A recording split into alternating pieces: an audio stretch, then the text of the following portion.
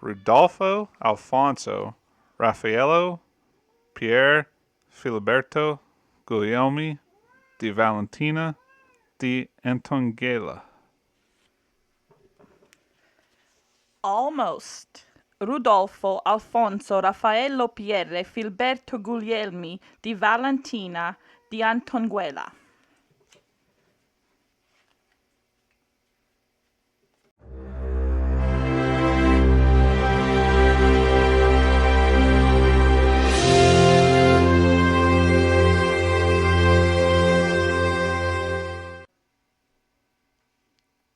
Hello, everybody, and welcome to the Theater of the Golden Silence podcast. Your tickets have been taken, and the theater is filling up with all sorts of biographical information.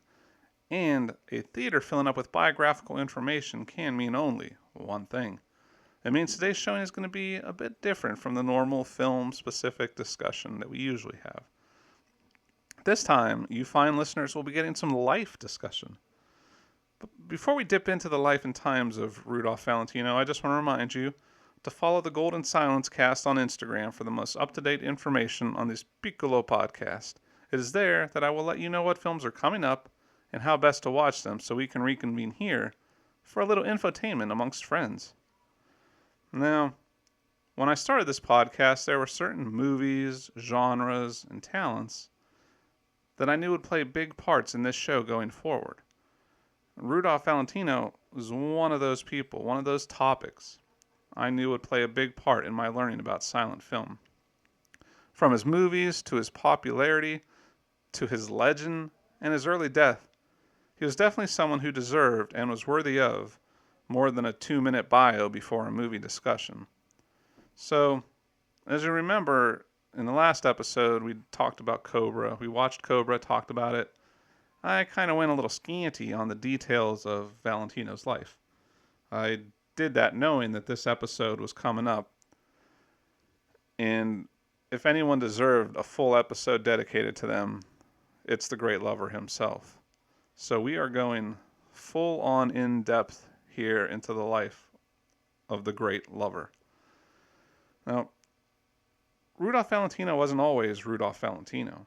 He was born Rudolfo Alfonso Raffaello Pier Filiberto Guglielmi di Valentina di Antongela. This is a pretty great name, and one thing I have learned, Italians are incredibly generous with name allocation.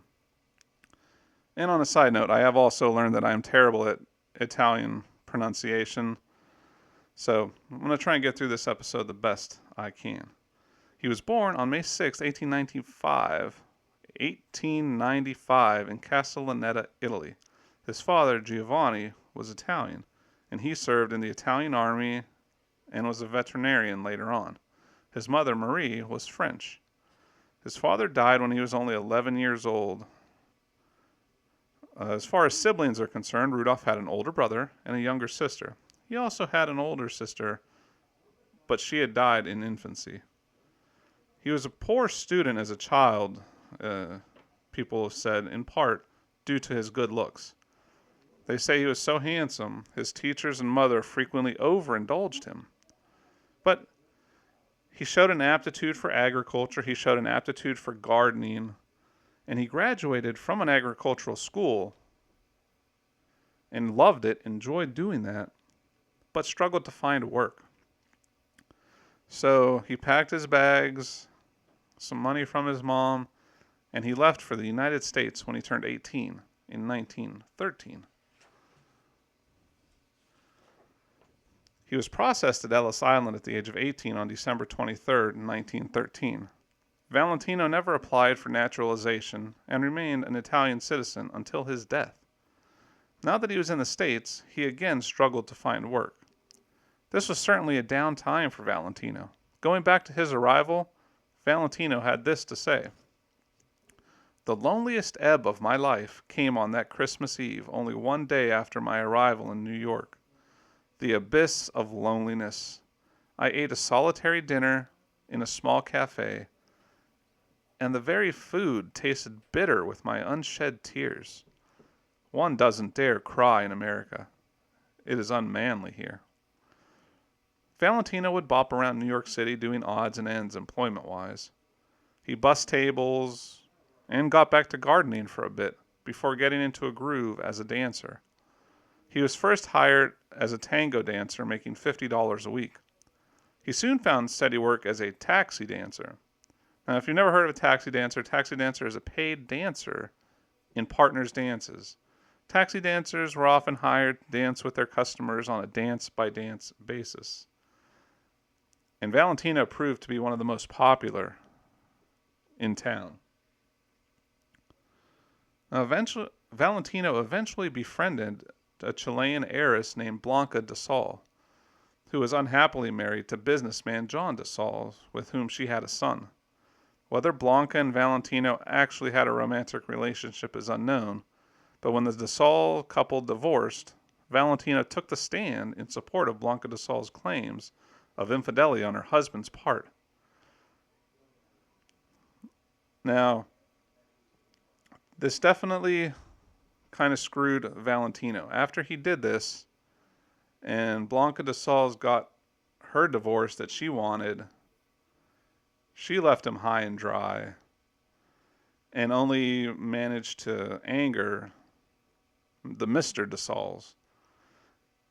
And when this happened, John de Sols reportedly used his political connections to have Valentino arrested on unspecified vice charges. He lived, if I remember correctly, he lived in a building that reportedly had a brothel behind it or in the nearby vicinity.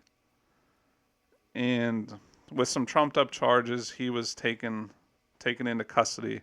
And the evidence was flimsy at best. And after a few days in jail, Valentino's bail was lowered from $10,000, which is nuts, to $1,500. Following the well-publicized trial and subsequent scandal, Valentino could not find employment. And in an interesting side note, shortly after the trial, Blanca de Sol fatally shot her ex-husband during a custody dispute over their son. And fearful of being called as a witness in another sensational trial, Valentino left town and joined a traveling musical that led him to the West Coast. As an aside from this turn of events, de Sols was eventually acquitted in the murder by shooting of her ex-husband. The jury ended up siding with her as an abused woman and let her go. By 1917, Valentino was working in traveling theatrical shows. These jobs moved Valentino officially to the West Coast. After stops in Utah and Los Angeles, he found himself a small role in a theatrical production of a show called Nobody Home. It was in San Francisco that Valentino met actor Norman Carey, and it was Carey who would eventually nudge Valentino to take a shot at a career in silent film. Now, in Los Angeles, Valentino got his own place and started to pursue an acting career. He was able to afford this now thanks in large part to his dancing. He danced, taught dance, and was able to build a network, I guess you could say, of older female clientele who were more than happy to contribute financially. By 1919, Valentino was making his way in Hollywood. This early point, though, his tall, dark, and foreign status made him perfect for certain parts. If you guessed that he would make a great villain, then you would make a great movie executive in the teens. Like a Facebook quiz telling you which flavor of Laffy Taffy you would be, this here quiz qualifies you for some level of movie executive-ship. Valentino had this to say about his early characters that he had to play. I usually played out-and-out heavies. No one else saw me in any other role. No one else had ever believed that I could be anything but a heavy. It was a small role in the drama Eyes of Youth that showed what potential lay inside him. He acted opposite Clara Kimball Young in that picture. And he has this to say about the picture.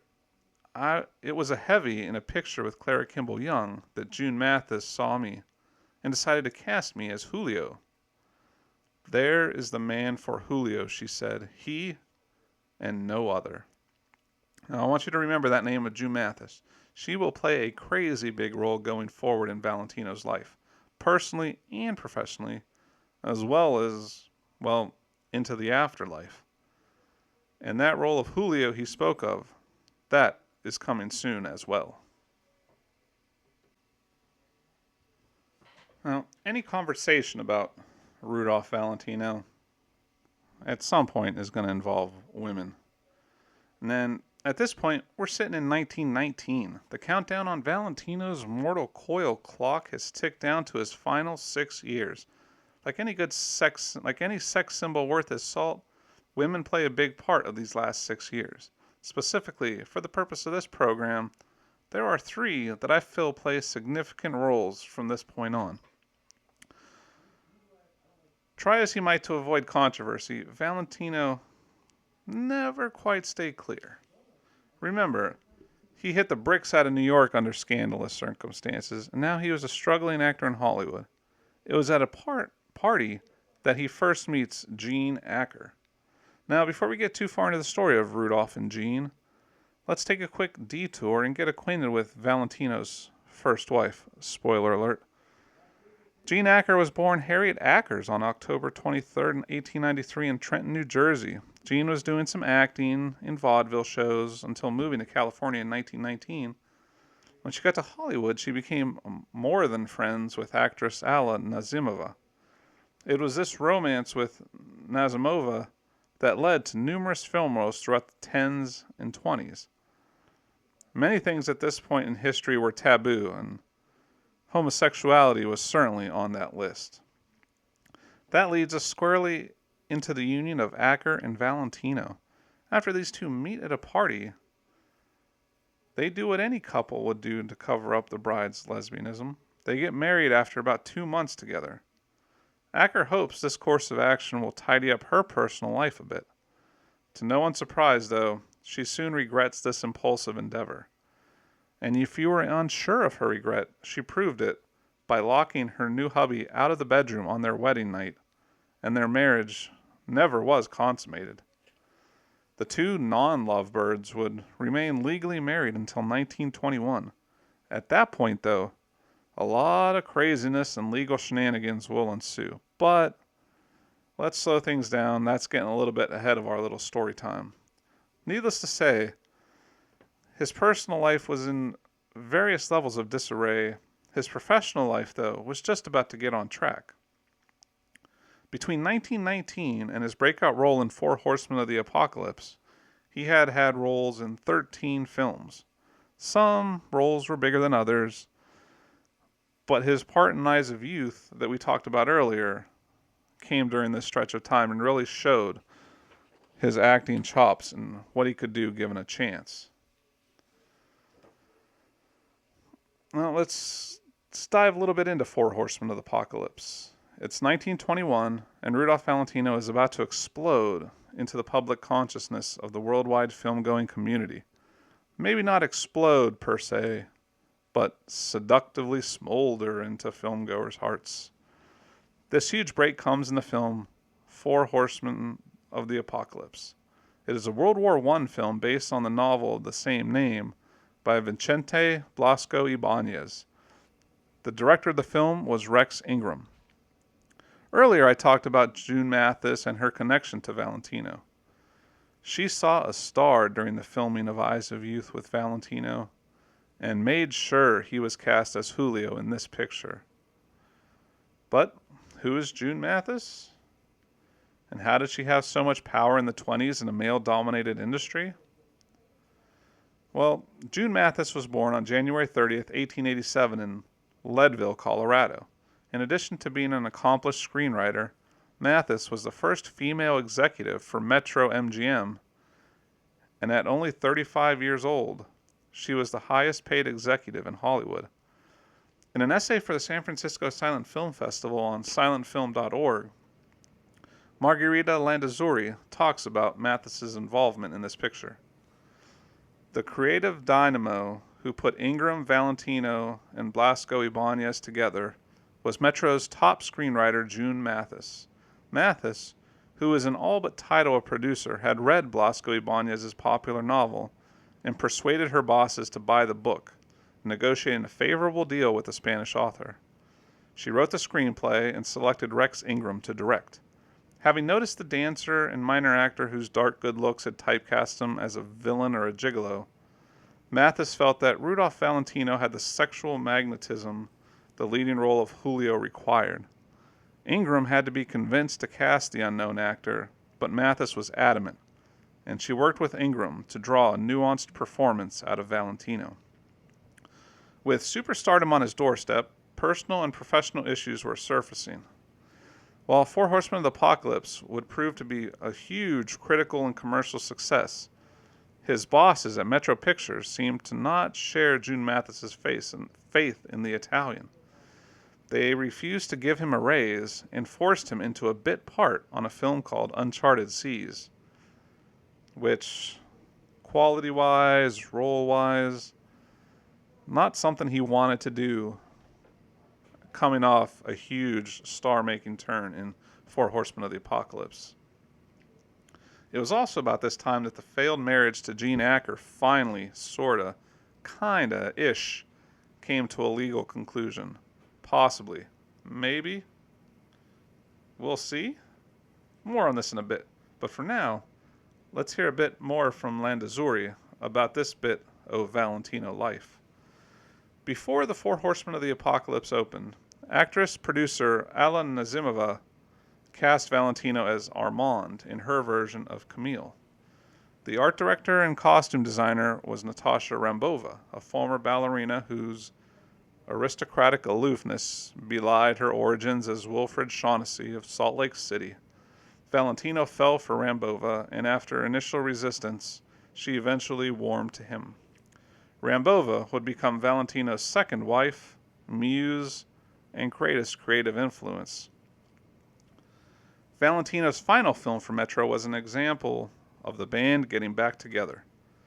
The members of this band were June Mathis writing, Rex Ingram directing, and former co-star Alice Terry joining forces with Valentino.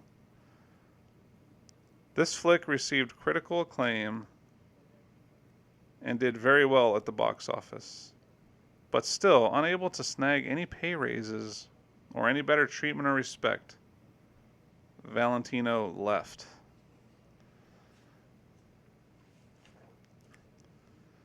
The craziness of the Latin Lovers 1921 continued. For every success, there was a touch of hassle and trouble to follow. According to the Toronto Film Society, one film company's trash would soon become Famous Players Lasky Company's treasure. Earlier in that year, 1921, on or about March 6th, Jesse Lasky had attended the premiere of the film version of the Four Horsemen of the Apocalypse. And even though it was the product of a rival company, Metro, not yet Metro Goldwyn Mayer, he was as thrilled by it as he had been 6 years earlier by the birth of a nation. He was also very impressed by the unknown young Italian actor who played the leading role, and he wished ruefully that this Rudolph Valentino had been discovered by his own company instead of Metro. Great was his astonishment when a few months later, Rudolph Valentino called on him in person looking for work. Incredible as it seems, Metro, not realizing they had had a gold mine on their hands, had not bothered to put him under contract. He had made 3 more pictures for them, but all at the same salary at which, as an unknown, he had been grudgingly entrusted with the leading role in Four Horsemen, which was now proving such a smash hit all over the country. If Metro wasn't interested in him, Lasky certainly was, and lost no time in signing him up, and then set about to find suitable material for him. His next big film would be The Sheik in 1921. And that suitable material that we were just talking about would come in the form of The Sheik, a popular novel by Edith Maud Hall. Lasky had purchased the rights to this book earlier with no concrete plan at the time of how best to use it. This first film for Valentino under the Famous Players Lasky banner was directed by George Melford and starred, in addition to Valentino, Agnes Ayres and Adolphe Menjou.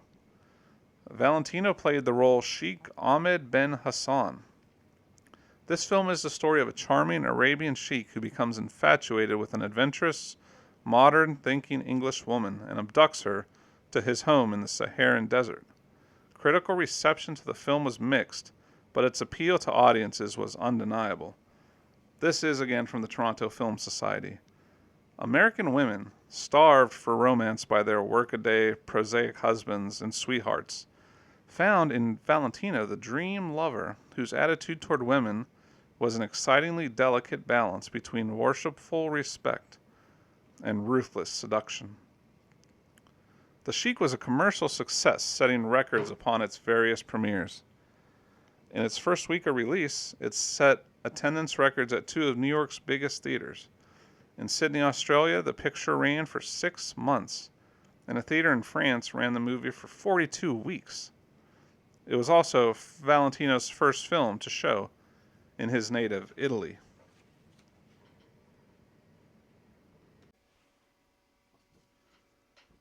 After a string of hits for famous players Lasky, Valentino began work on another addition to his greatest hits catalog.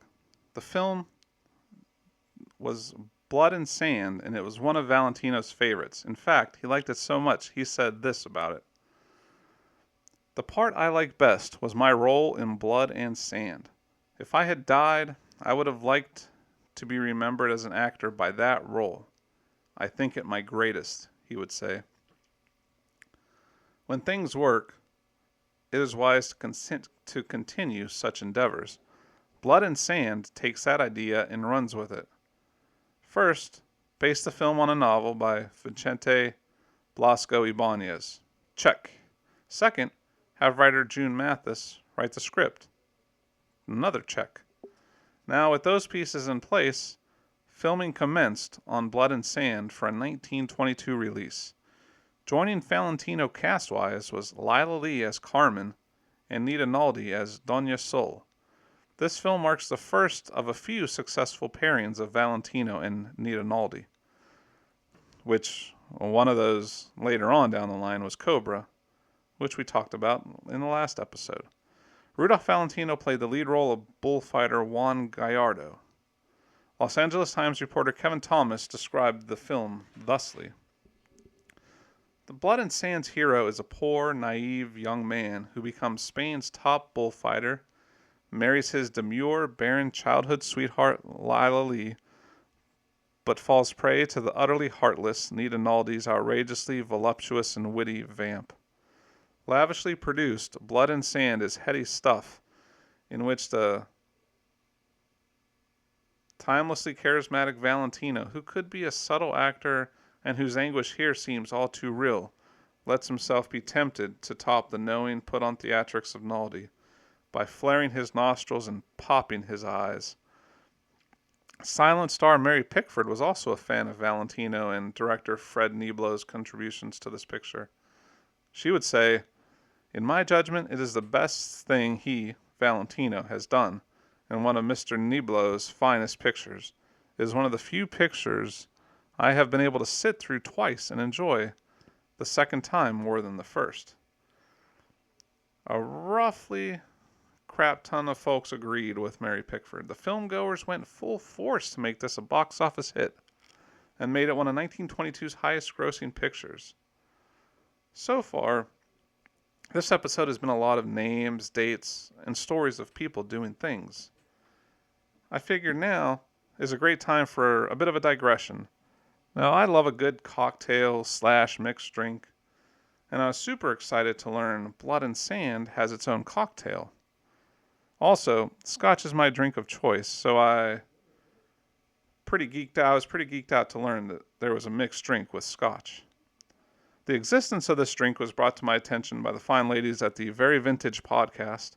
Thanks for the heads up, and please head over and check out the Very Vintage Podcast for some cool Rudolph Valentino related stories. The recipe for the Blood and Sand drink first appeared in the 1930s Savoy cocktail book. It's a mixed drink with Scotch and vermouth as its primary alcohols. It is served without ice and garnished with maraschino cherry and flamed orange zest. To prepare this drink, take 3/4 of Scotch, three quarters ounce of scotch, 3/4 of an ounce of blood orange juice, 3/4 of an ounce sweet vermouth, and 3/4 of an ounce of cherry heering. Pour all ingredients into a cocktail shaker filled with ice cubes. Shake well, strain into a cocktail glass, and flame the orange zest over the top of the glass, and enjoy. Now, back to the biography. Remember that some minutes ago I talked about how Valentino's failed marriage to Jean Acker was completely over with no possible negative outcomes that were in any way possible? Well, nothing with our favorite Latin lover is simple. So now, Valentino's living it up with his special lady, number 3 in this story, Natasha Rambova.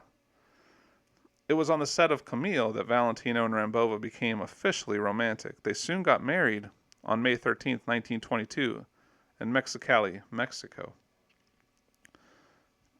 2 celebrity newlyweds with the whole world in front of them. What could possibly go wrong? A lot, actually. See, back in the day, according to California law, you had to wait 1 year from the date of your divorce before you could be legally wed again.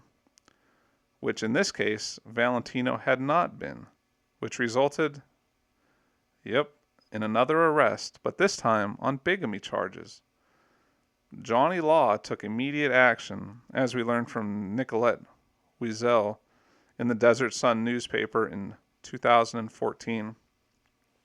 Movie star and heartthrob in the 1920s, Rudolph Valentino enjoyed himself in Palm Springs. The actor made several trips to Palm Springs in the teens and 20s for both work and recreation. In 1921, the hit film starring Valentino, The Sheik, was reportedly filmed in the Palm Springs area.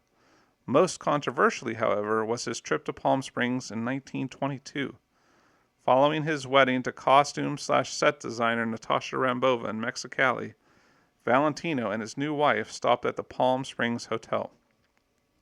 The hotel was, at this time, under the ownership of sisters Cornelia and Florilla White. Florilla, a friend of the newlyweds, hosted the newlyweds in her cottage. Unfortunately for Valentino, California law at the time required a year to pass after a divorce before remarriage can be considered legal. In Valentino's case, only months had passed since his divorce to actress Jean Acker, and he was subsequently charged with bigamy. The story of Valentino's bigamy hearing was a newspaper sensation featured in publications all across the country. One headline read, "Much married film star has bad day in court. First wife present." The law began seeking witnesses to testify at the hearing. Florilla White, who was also a member of the wedding party, was on their list.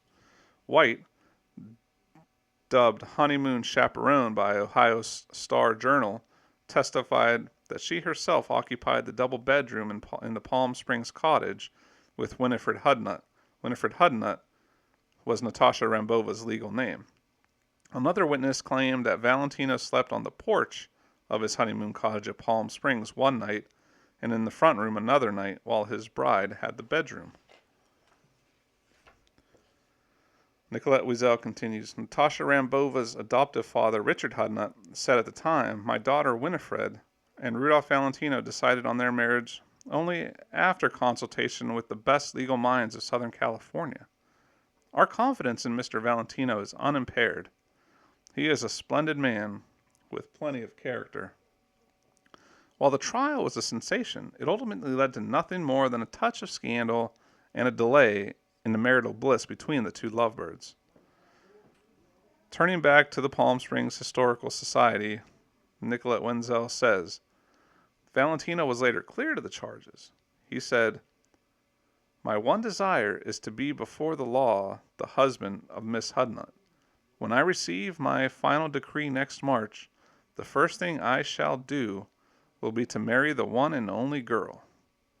If necessary, I shall marry her in every state of the Union to show just how I feel in the matter." Before we move on from Winifred Hudnut, Shaughnessy, née Rambova, let's take a quick gander at the young lady who, in many ways, would make a major impact on Valentino's career.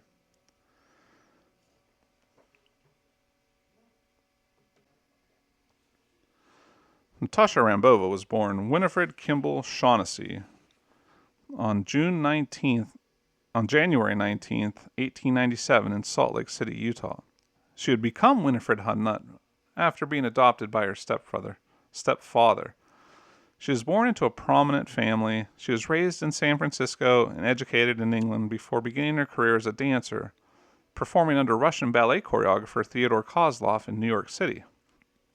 She relocated to Los Angeles at the age of 19, where she became an established costume designer for Hollywood productions. A quick read of an article on UtahWomen'sHistory.org gives a concise yet informative look at the Hollywood works of the Utah-born Rambova. After a few years in New York, Natasha moved to Los Angeles and became a costume designer and art director for Hollywood Films, one of the few women in Hollywood during the 1920s to serve as a head art designer for film productions. Her designs were grounded in historical accuracy and featured bright colors, baubles, bangles, shimmering draped fabrics, sparkles, and feathers. So now we're coming up on the meeting of Rambova and our man Valentino. She was making decent money and built up solid name recognition in Hollywood circles. It was till she wed Rudolph that she became a celebrity, and with that notoriety came other issues, both professionally and personally. But let's not get too far ahead of our little story here. Coming off the bullfighting success of Blood and Sand and the law-fighting drama of a well-publicized bigamy trial, it was time to try and get back on track, to get back to a normal, everyday, run-of-the-mill life of a Hollywood sex symbol. That return to normalcy came in the form of The Young Rajah. This film came during the forced/legal separation of Valentino and Rambova. The film was written, again, by June Mathis and directed by Phil Rosen. This film was based on a book called Amos Judd by John Ames Mitchell. This film was one of Valentino's most commercially and critically unsuccessful motion pictures.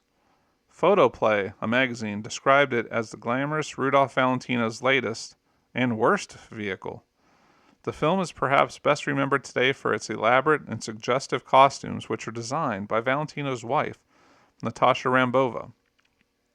Photographs of Valentino wearing these outfits, some of which leave little to the imagination, are still widely circulated. For a good chunk of time, The Young Rajah was considered lost. Like many a silent film before, it was basically a ghost. Its fate remained that until 2005, when Turner Classic Movies came riding in as the cable network in shining armor. They had announced that they were financing a restoration of what little footage remained. The film was assembled from poor quality film clips and still photos, with additional title screens being added to bridge the gaps in the storyline. In addition, some intertitles were taken from a Spanish language edition, and these were translated and replaced with new title screens. At the end of the day, however, the film it didn't live up to the studio's expectations, and was these feelings by the bigwigs at the studio, their feelings were confirmed by the box office receipts. It underperformed, to be sure, and Valentino also felt he underperformed, which he thought was a result of having to be separated from Rambova. During this time, the Valentinos started to contemplate not going. Sorry about that. Let me start this over. Rewind. During this time, Valentino started to contemplate not going back to his bosses at Famous Players. Despite Valentino's feelings, Jesse Lasky already had his next picture in preparation. After talking things over with Rambova and his lawyer Arthur Butler Graham, Valentino declared a one-man strike against Famous Players. The Los Angeles Times Public Library posted an article by author Keith Chafee shedding more light on this battle between the star and the studio. Valentino was still frustrated with his salary. He was earning $1,250 a week and had been offered a raise to $3,000, but that was still less than other major stars of the era were getting. Mary Pickford made $10,000 a week. Valentino announced he would go on strike against Famous Players. In September 1922, the studio filed a lawsuit against him, but Valentino refused to back down. Famous Players was a bit desperate at that particular moment. Their other big star, comedian Roscoe Fatty Arbuckle, was caught up in his own scandal at the moment, having been charged with rape and manslaughter. He would eventually be acquitted, and Famous Players had to shelve several of Arbuckle's movies during the furor. They offered to raise Valentino's salary to $7,000 a week. That offer, unfortunately, leaked to the press, which reported it as a new contract before the deal had been finalized. Valentino was furious and began looking for work elsewhere. The studio held firm, exercising its option to extend Valentino's contract, preventing him from accepting acting jobs for any other studios. With no film work on the horizon and in a fair bit of debt, Valentino was forced to be creative when it came to making a few bucks. It was true that he was barred from acting, but Valentino, as we learned earlier, had other talents that were capable of making some much needed cash. And it was time to go on tour. It was January 25th, 1923, Valentino and Rambova began an exhibition dance tour. This cross-country tour would encompass 88-ish stops. This tour was conceived by George Ullman. Valentino met Ullman in late 22. Ullman had done work with the Mineral Lava Beauty Clay Company and thought Valentino would be a perfect spokesman with the ready-made legion of female fans. One event that popped up during this dance tour would be Valentino making the most of an open mic on radio broadcast to put Famous Players Lasky on blast. He would talk about what is wrong with the movies, to put pressure on the studio to get better scripts and productions. Money is not the only thing that Rambova and Valentino would leave the tour with. This article from RudolphValentino.com describes one of the most important stops on the tour for these two lovebirds. It was also during the Chicago stop that the Valentinos planned to remarry. The 1-year period of waiting time was over on March 13, and to Rudolph Valentino's frustration, he was still legally unable to make Natasha his bride in the state of Illinois. Hasty plans were made, and on March 14, Valentino, Rambova, and a retinue of friends and witnesses motored eastward across the Illinois border to Crown Point, Indiana, to the Lake County Courthouse for a civil ceremony. With no time for even a brief honeymoon, the Valentinos returned to Chicago to continue the dance tour. With the dance tour ending, change was in the air. 1924, Valentino and Famous Players did some wheeling and dealing with Ritz-Carlton Pictures. The result of the deal was Ritz-Carlton would take over his contract and offered him $7,500 a week, creative control over his films, and filming in New York, which he preferred over Hollywood. As good as the deal sounded, the films under his contract were not entirely successful, and Ritz-Carlton was frustrated by how much money Valentino and Rambova were spending. The major film, theoretically, to come out of this deal was a movie that never actually got to be made. Okay, so I'm kind of thinking that you all are thinking things aren't making much sense. Let's let film preservationist David Shepard tell us a bit about The Hooded Falcon. Imagining that Valentino would outdo Douglas Fairbanks in films notable for scenes of pageantry, athleticism, and daring do, Rambova wrote for Rudy a treatment for an enormous spectacle of medieval Spain to be called The Hooded Falcon.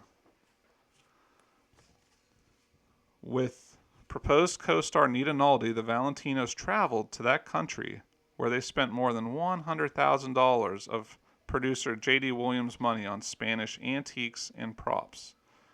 Rambova committed for the services of other actors. Joseph Henneberry, who endured Rambova's interference with his direction of A Sainted Devil, was engaged for the same task. Although these major talents were attracted by the size and ambition of the Hooded Falcon, even June Mathis, esteemed scenarist for Valentino's breakthrough film The Four Horsemen of the Apocalypse, proved unable to make a coherent script out of Rambova's Spanish story. Needless to say, the status of the Hooded Falcon was looking grim. So grim, in fact, that the plug was eventually pulled on the project. So, what do you do when you have a director, cast, crew, all signed up and ready to go with no movie to film? If your answer was to hurriedly find a new movie to make with everyone that is already locked in, then you, again, have a future as a movie executive. That last second movie, Switcheroo, would see the ill-fated Hooded Falcon traded in for the film rights to a new stage play. David Shepard relates how that transition was not smooth, not even a little bit. Faced with the pressing necessity of making something, Williams purchased the film rights to a stage play by Martin Brown, Cobra, which had run for a season on Broadway, with Judas Anderson and Lewis Calhern in the leading parts. But Miss Valentino, who by contract enjoyed with her husband the last word on production decisions, was adamant that Rudy would not be presented either as a beefcake or as an amoral Don Juan. In Cobra, which was released on November 30th, 1925, Valentino played an Italian besieged by troublesome lady drama, so much so he befriends an American antique dealer who offers him employment and a life free of woman problems. Needless to say, his trouble follows him in the form of a gold digger, Nita Naldi, and an unrequited love with a demure secretary. The production was marred by bickering and soaring production costs. Paramount Pictures had such little faith in the flick that they held off releasing it until Valentino was able to be in a more successful picture. That more successful picture would be The Eagle, and that more successful picture would be Valentino's first under the banner of United Artists. And there's a little interesting quote that kind of encapsulates what's going on with Valentino's life at this point. He says, "A man should control his life. Mine is controlling me." This quote from Valentino himself is very apropos of his life at this point in time.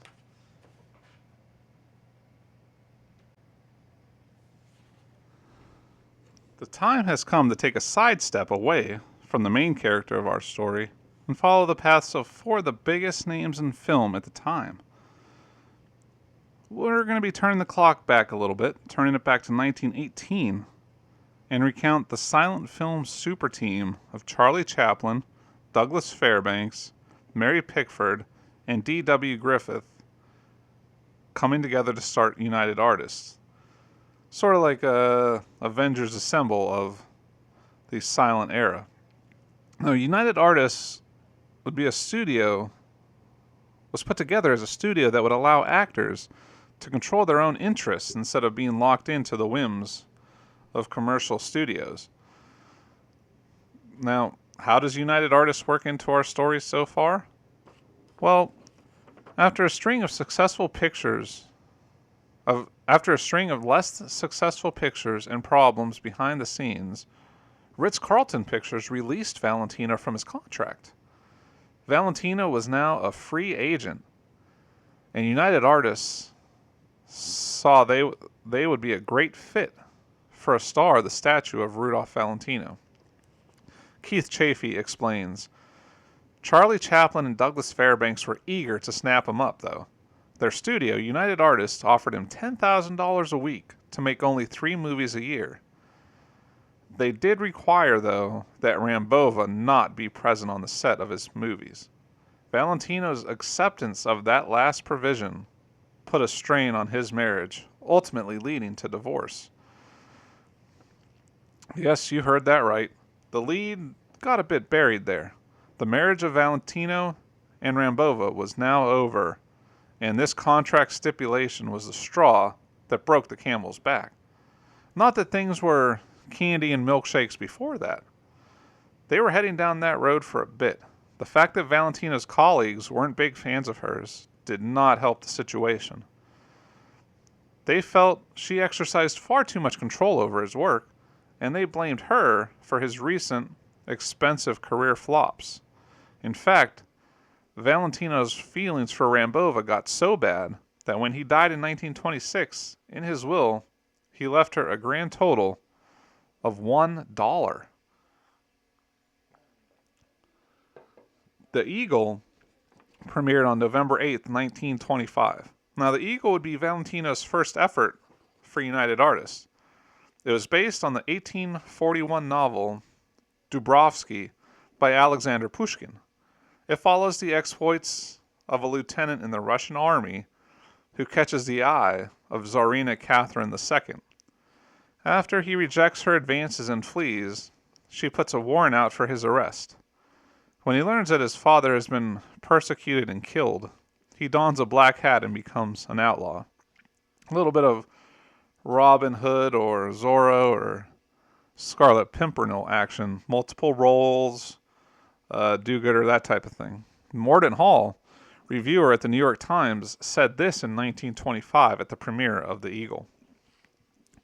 Following the first presentation of the film, Mr. Valentino himself took the stage and thanked the audience for its reception of the picture, adding that he felt sure that by it he would regain that popularity he enjoyed a few years ago. While he admitted that his preceding photoplay, The Sainted Devil, was a poor picture, he refrained from referring to the picturization of Martin Brown's play Cobra, which he finished before starting work on the present offering, and which has not yet been released. The Mark Strand was packed. The police were kept busy at the theater entrance, holding back the crowd. An enthusiastic collection of people, after the first show, pressed around the stage entrance, watching eagerly for the screen star's appearance on the street. While Valentino's batch of pre-Eagle films were not world champs critically or financially, The Eagle was a great comeback picture. It was able to tick the boxes that his most recent films had not. Great reviews, yeah. Great profits, yes. This return to form would set the table for the success of his final film, The Son of the Sheik.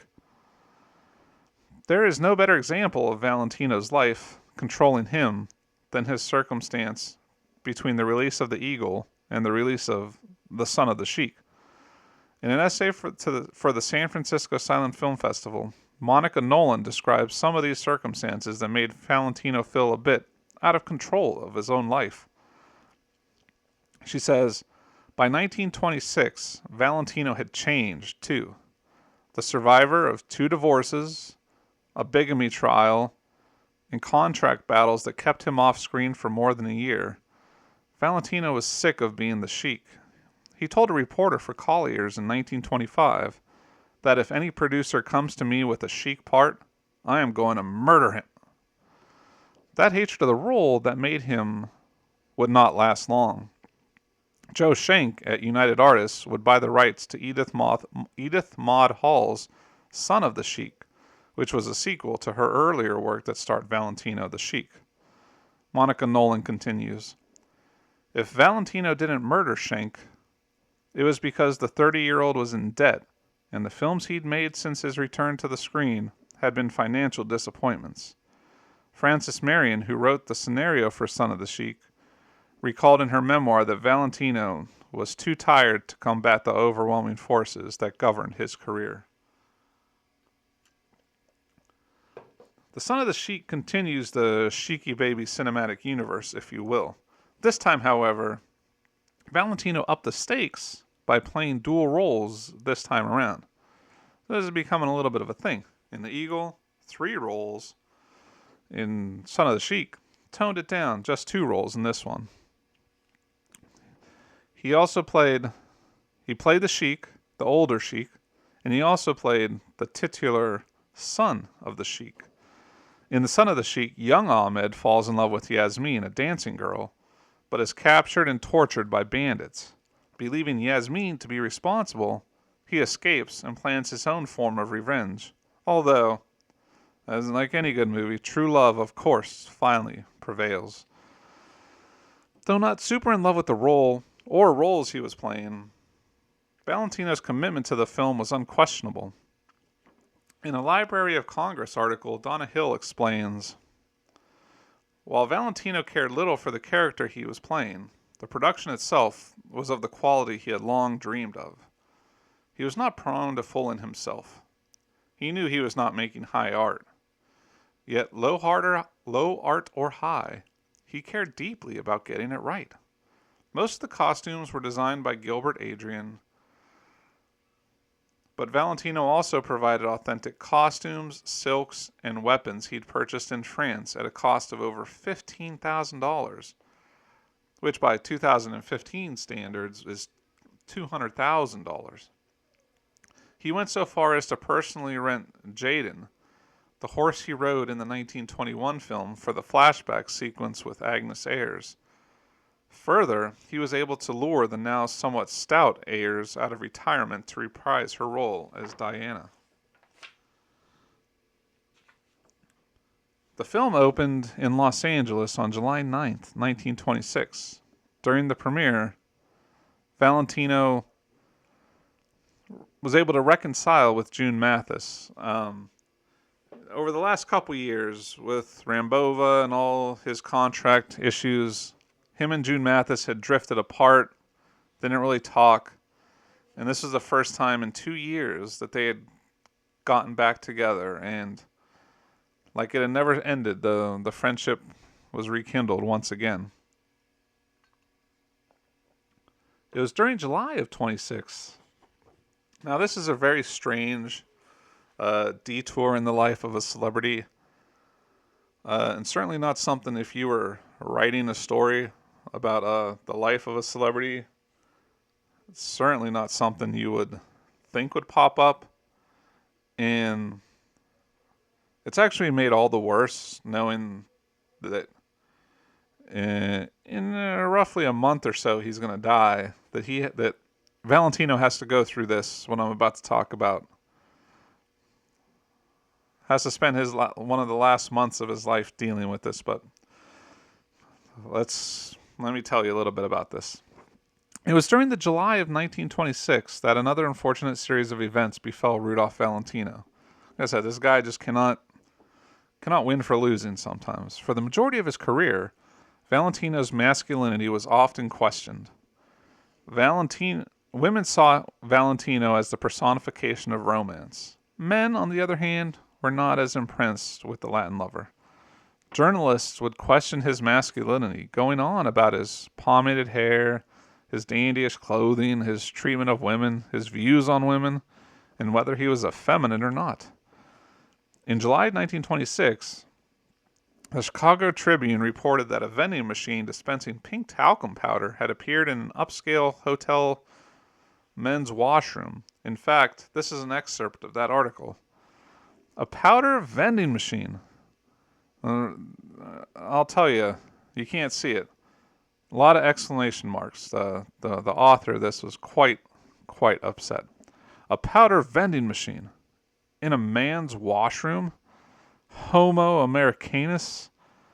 Why didn't someone quietly drown Rudolph Guglielmo, alias Valentino, years ago? Do women like the type of man, in quotations, who pats pink powder on his face in a public washroom and arranges his coiffure in a public elevator? Hollywood is the national school of masculinity. Rudy, the beautiful gardener's boy, is the prototype of the American male. Yeesh. That is crazy harsh. Needless to say, Valentino did not take that write-up well. Not well at all. With Son of the Sheik about to premiere, the press agent for the film thought it would be good business for Valentino to respond in kind. And as a bit of a middle finger to the Chicago Tribune, he shot back to the Tribune's competitor, the Chicago Herald-Examiner. This is Valentino's shot back to the man, who wrote the editorial headed Pink Powder Puffs in Sunday's Tribune. I call you in return a contemptible coward and to prove which of us is the better man, challenge you to a personal test. This back and forth battle of the pink powder puffs would ultimately end up on the roof of New York's Ambassador Hotel. Valentino challenged the Tribune's anonymous writer to a boxing match, which would be the blow-off to this public feud. However, that match would never happen. While the mystery writer never came forward, New York Evening Journal boxing writer Frank O'Neill volunteered to fight in his place. Valentino accepted and got some training from heavyweight champ Jack Dempsey. Jack Dempsey had actually worked also with Rudolph Valentino before on Cobra for the fight scene in that. So Jack Dempsey has some experience training Rudolph Valentino. In an article for the Smithsonian Magazine, Gilbert King talks about how the match went down between the powdered puffed pugilists. The actor quickly agreed to fight him the following afternoon on the roof of the Ambassador Hotel. The next morning, reporters arrived at Valentino's suite, only to see him decked out in an orchid bathing suit and lavender lounging robe. Valentino and O'Neill met on the roof, with reporters and photographers attending, and despite O'Neill's promise that he wouldn't hurt the star, he popped Valentino on the chin with the left. The actor responded by dropping his larger opponent with a left of his own. Somewhat stunned, Valentino apologized and helped the writer to his feet. Despite leaving the rooftop rumble victorious, Valentino continued to be upset and ill at ease about the whole powder puff article and ensuing ridiculousness. He was never quite able to tune out the naysayers.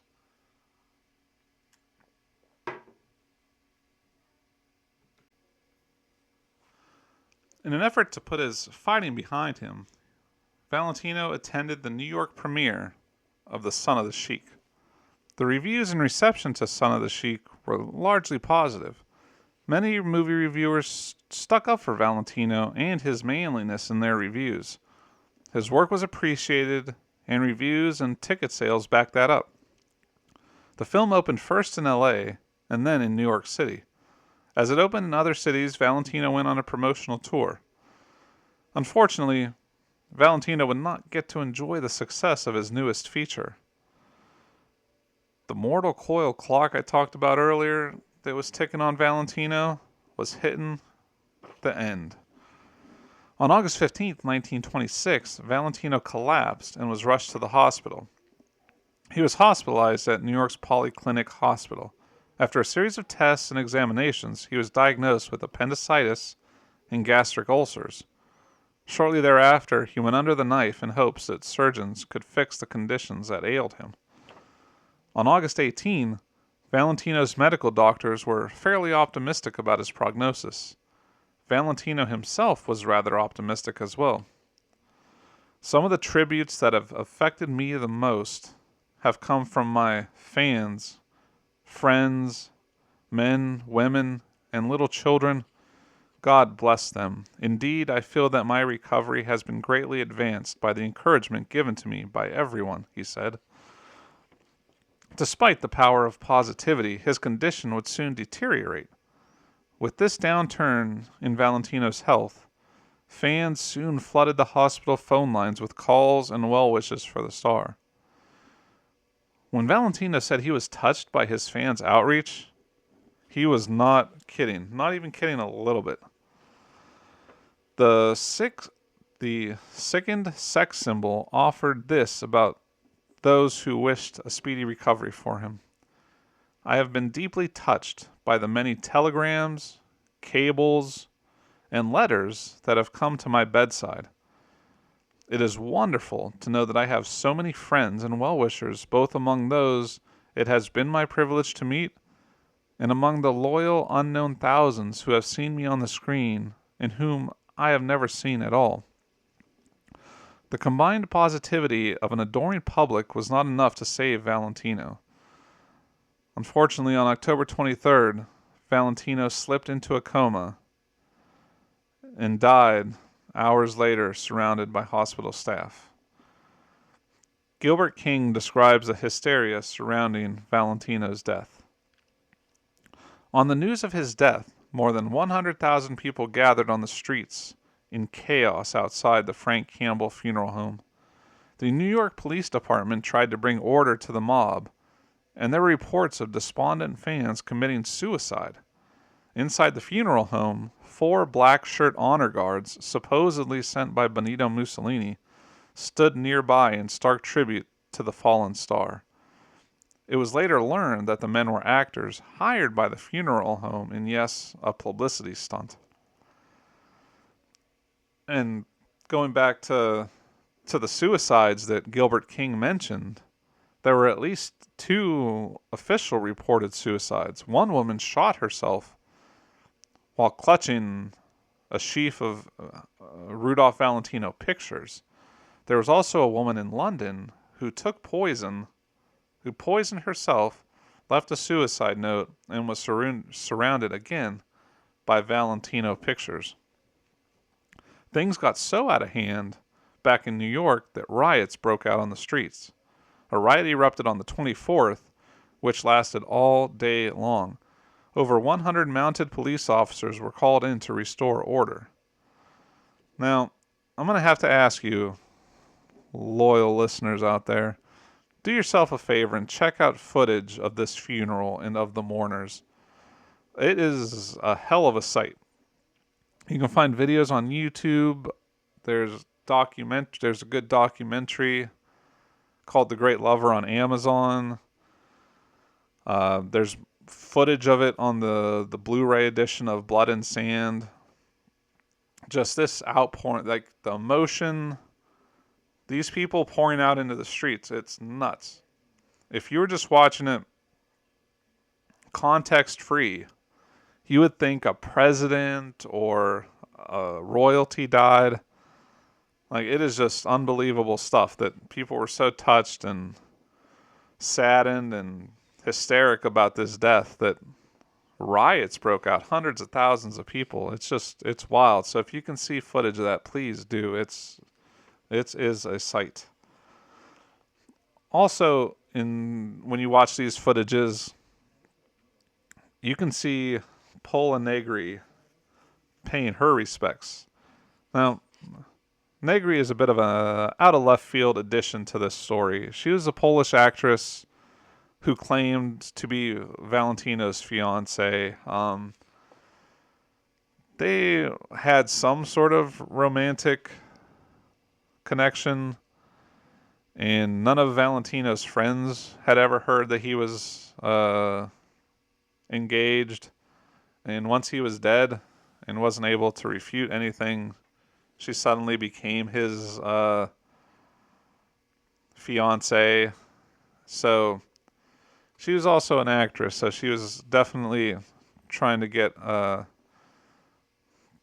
headline or two out of this. So, but she claimed to be Valentino's fiance, and of course there was no one there to refute what she said.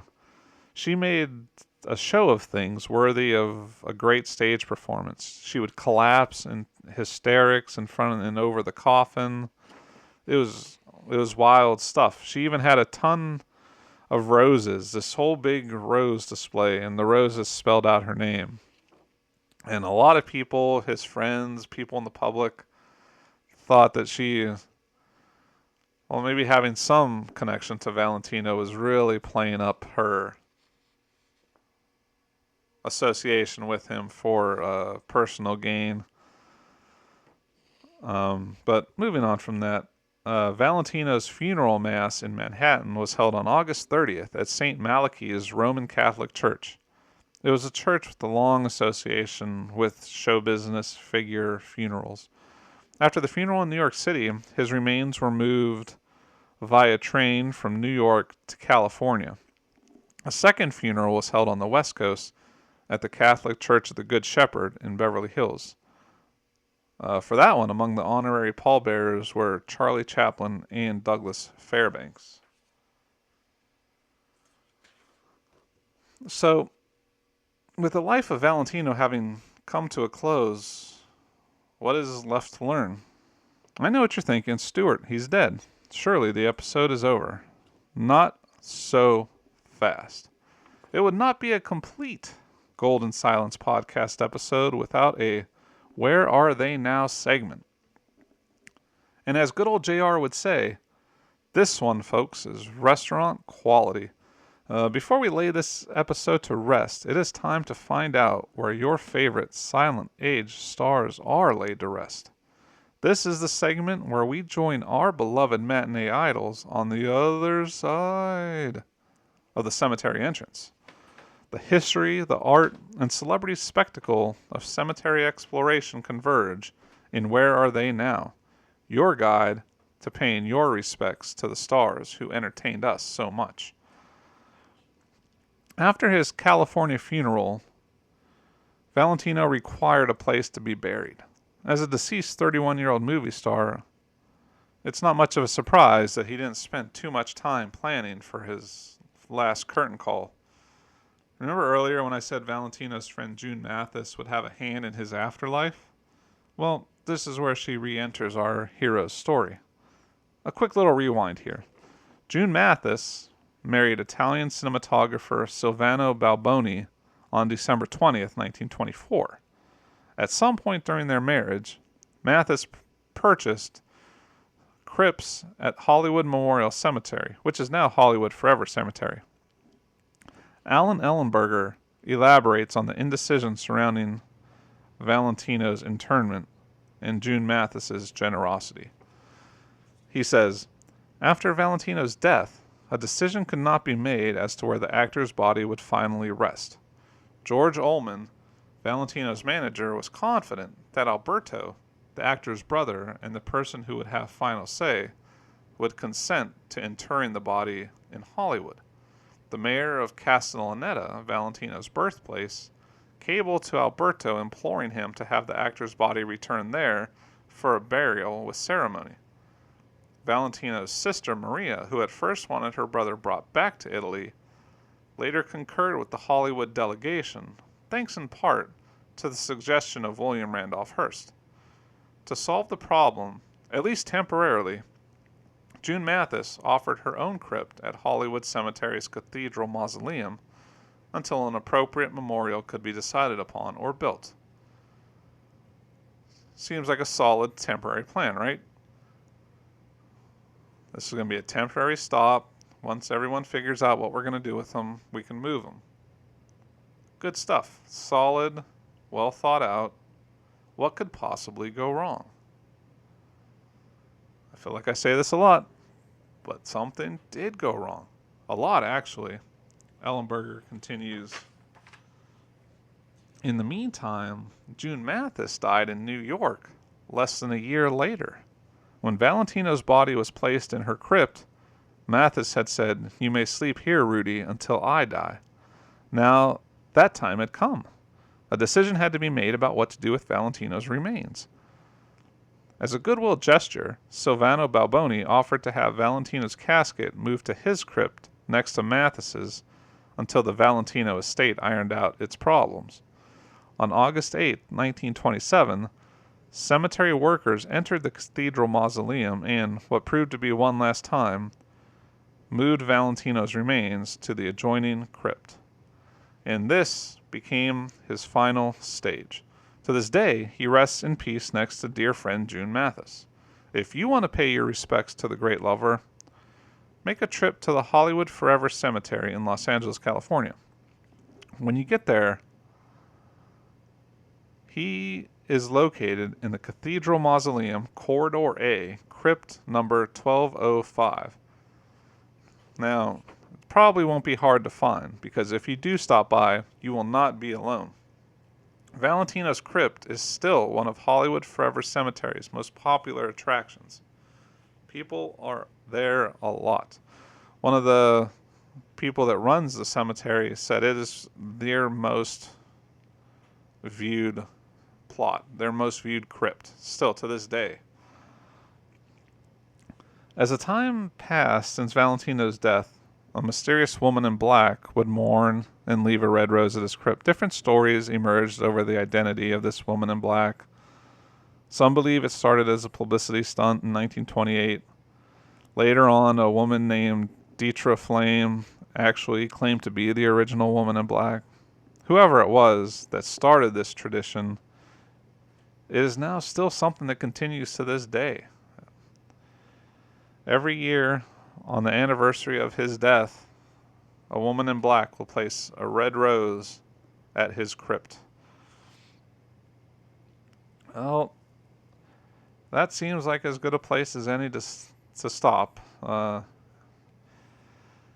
with that, it is time to close up the Golden Silence Theater. Before we part, remember to hop on Instagram and check out Golden Silence Cast. Let me know your thoughts and feelings about Valentino. What were your favorite movies of his? What moments in his career were you a fan of? Was there anything I forgot? Head to Golden Silence Cast on Instagram and let me know. And I cannot stress this enough. I can't end this without thanking my girlfriend, Raffaella, for bearing with me as I try to pronounce Rudolph's full name. Thanks, babe. Also, as you leave the showing, please rate and review this little picture show if you are listening on iTunes. If you're enjoying the Golden Silence podcast or not, please let me know. As I record this, the show just hit 300 listens, and though that may be small, I want to thank every one of you fine listeners for all of your fine listening. Thank you all so much. This has been so much fun, and I can't wait to keep on going with more. So, until the next showing, everybody, remember, the silence are golden, and the talkies are just a fad.